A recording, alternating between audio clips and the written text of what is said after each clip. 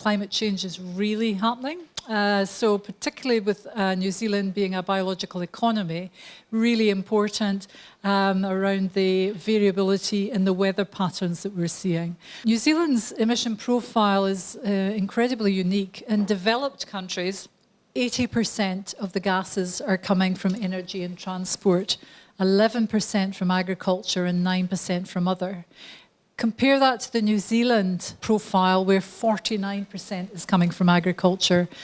When we got all these precise emission factors, we can increase the accuracy of nitrogen footprint calculation. That is also quite important when we talk to the market, talk to the consumer. We are confident this is the emission from agriculture, from New Zealand agriculture. We have developed over the past 10 years country-specific methane emission factors for sheep, and we are currently developing them for cattle. We're really interested in strategies that involve breeding, whether there's individual variation between animals in methane emission that we can actually select upon. We can exploit those differences and breed a new generation of animals that emit less methane.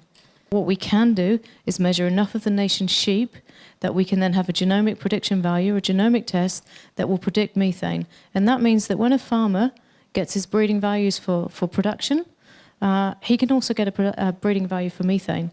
So he can make that decision. He can weigh up all his traits and he can say, if these rams are the same for production, I'm going to choose the low methane. Yes, I want to tell you a little bit about the work we're doing at AgResearch, developing a vaccine to reduce methane emissions in farmed ruminants, cattle, sheep and deer. So once we vaccinate an animal against the methanogens that reside in the ruminant that produce the methane, that is a sustainable effect. Every day the animal will be producing new quantities of saliva, new amounts of antibody that enter the rumen. Elevated atmospheric CO2 is arguably the most predictable of the global changes.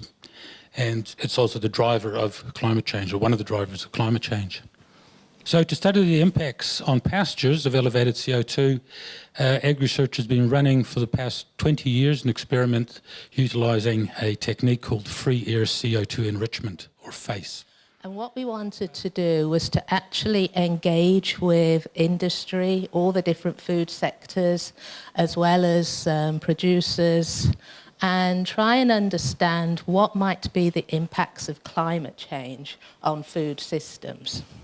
We wanted to look at both direct and indirect possibilities. So when I'm talking about direct, that means the effect that climate change itself has on a system.